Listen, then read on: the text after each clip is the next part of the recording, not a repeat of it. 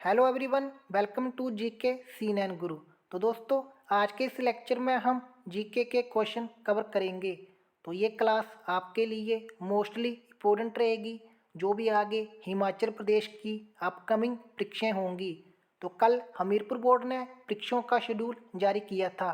तो यानी जिन परीक्षाओं को पहले स्थगित किया था तो उनका शेड्यूल जारी हो चुका है। तो दोस्तों, अपनी तैयारी को कंटिन्यू रखो और वीडियो को आखिर तक देखना।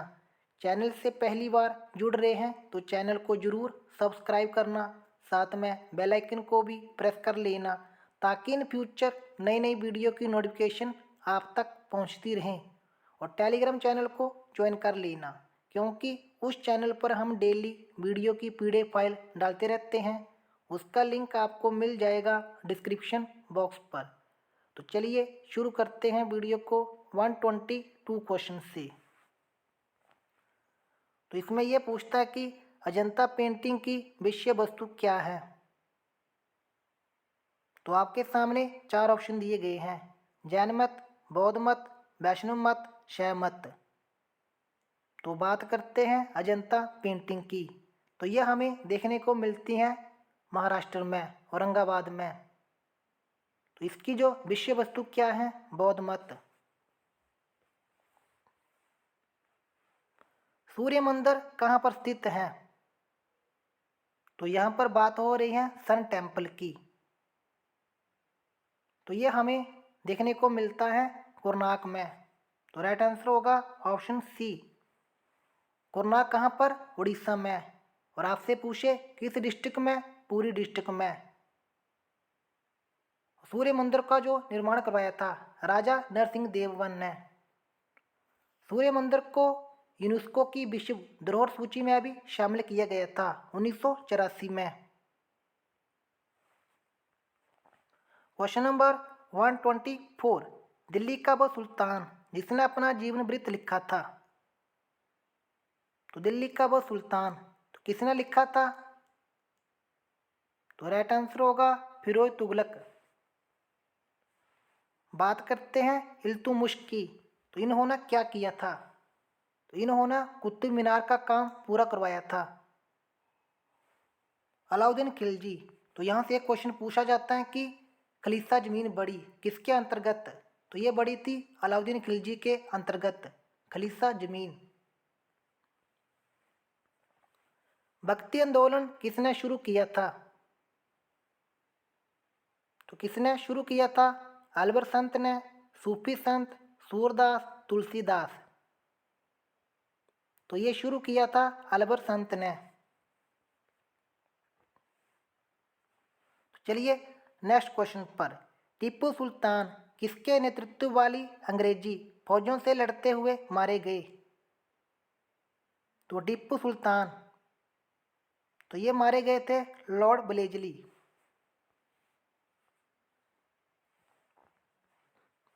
क्वेश्चन नंबर 127, भारत में पहली रेलवे लाइन किस वर्ष चालू हुई थी? The first Indian line in India was opened in the year. तो ये शुरू हुई थी 1853 में। और जो लाइन का दूरी कितनी थी? 32 किलोमीटर, बम्बे से ठाणे। ब्रिटेन के हाउस ऑफ कॉमर्स के लिए चुनाव लड़ने वाले पहले भारतीय कौन थे? The first Indian to contest an election to the British House of Commons was. तो दादा भाई नौरोजी, गोपाल कृष्ण गोखले, फिरोज शाह मेहता, WC बनर्जी। तो राइट आंसर होगा दादा भाई नौरोजी, ऑप्शन ए। एक नया राज्य बनाने का पावर किसके पास है? तो एक न्यू स्टेट बनानी हो तो ये सत्ता किसके पास है? पार्लियामेंट, राष्ट्रपति, मंत्रिपरिषद, इनमें से कोई नहीं। तो ये शक्ति किसके पास है? पार्लियामेंट के पास।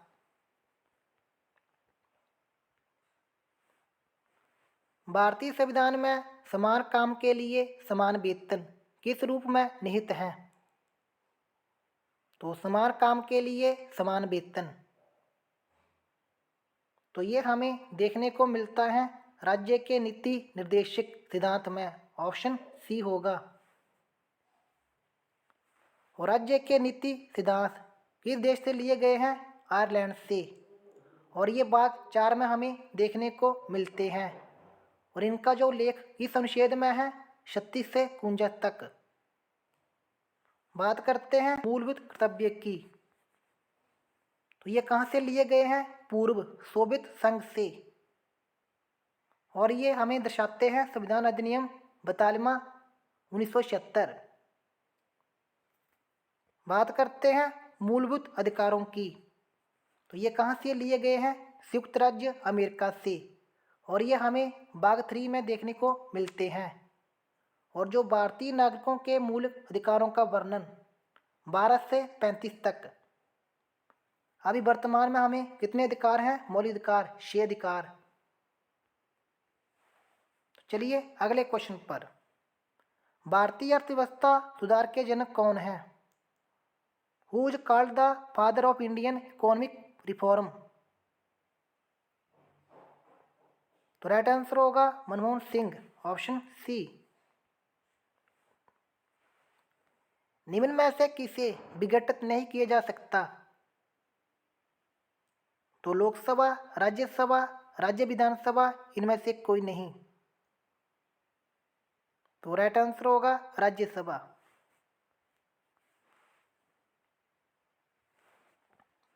National development council was constituted in the year? तो राष्ट्रीय विकास परिषद की स्थापना कब हुई थी? इसकी जो स्थापना हुई थी 1952 में। चलिए नेक्स्ट क्वेश्चन पर। भारत में कौन सा राज्य सबसे कम आबादी वाला है? तो सबसे कम आबादी वाला, तो ये हमें देखने को मिलता है सिक्किम। Question number 135। किसी देश का जीवन स्तर किसके द्वारा निरूपित किया जाता है?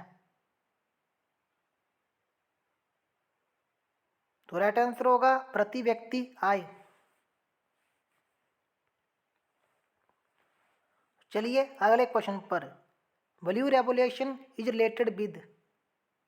तो नीली क्रांति किससे संबंधित है? तो राइट आंसर होगा ऑप्शन ए, फिश प्रोडक्शन। बात करते हैं मिल्क प्रोडक्शन की, तो ये किसके साथ संबंधित है? श्वेत क्रांति। तिल उत्पादन पीली क्रांति से संबंधित है। और अन्न उत्पादन इसके साथ संबंधित है? हरित क्रांति। मुद्रास्फीति कम करके मुद्रास्फीति संसाधन प्रक्रिया कहलाती है? तो मृदा पूर्ति कम करके, तो ये कहलाती है अस्फीति, ऑप्शन सी। निम्न में से कौन सा अप्रत्यक्ष कर का उदाहरण है? Which one of the following is not an example of indirect tax? यानी अप्रत्यक्ष कर का उदाहरण नहीं है। तो आपके सामने 4 ऑप्शन दिए गए हैं। सेल्स टैक्स हो गया, excise duty, custom duty, expenditure tax. तो राइट आंसर होगा ऑप्शन डी, एक्सपेंडिचर टैक्स।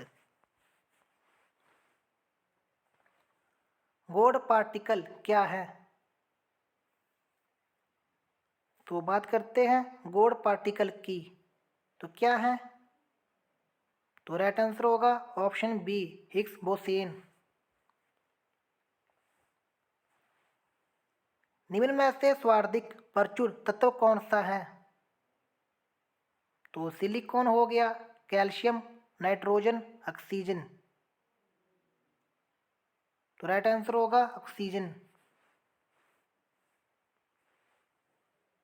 चलिए अगले क्वेश्चन पर 141 पर।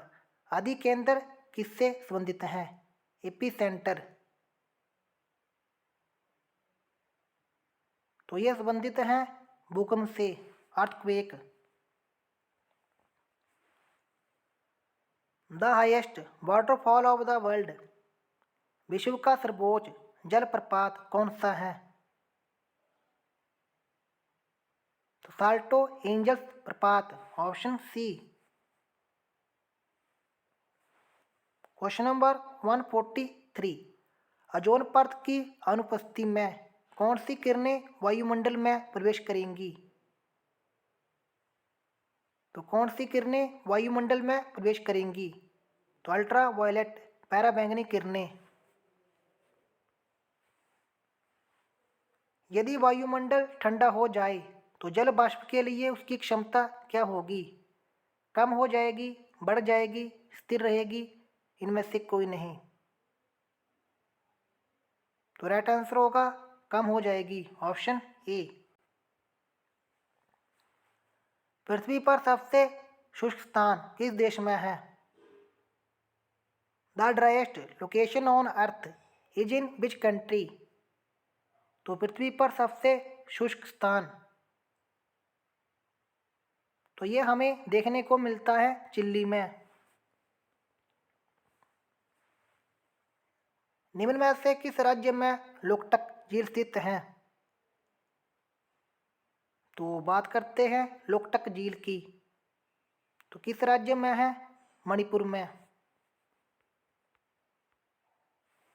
क्वेश्चन नंबर 147, तो काजीरंगा वन्यजीव अभयारण्य किस राज्य में स्थित है?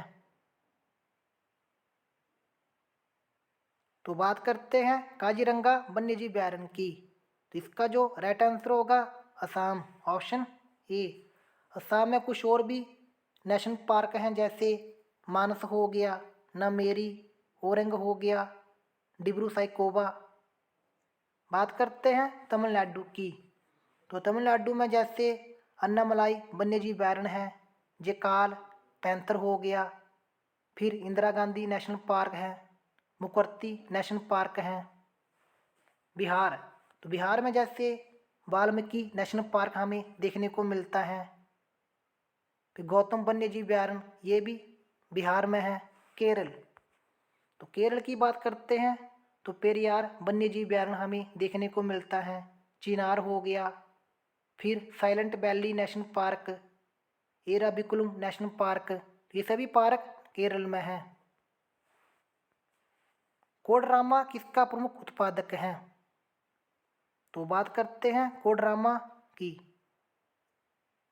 तो राइट आंसर होगा माइका, ऑप्शन बी। तारों का रंग किस पर निर्भर करता है? तो ये करता है टेम्परेचर पर, ऑप्शन ए। क्वेश्चन नंबर 150, तो इसमें यह पूछा गया कि सूर्यमय ऊर्जा का मुख्य स्रोत क्या है? The main source of energy in sun. तो आपके सामने चार ऑप्शन दिए गए हैं, तो इसका जो राइट आंसर होगा नाभिक संगलन।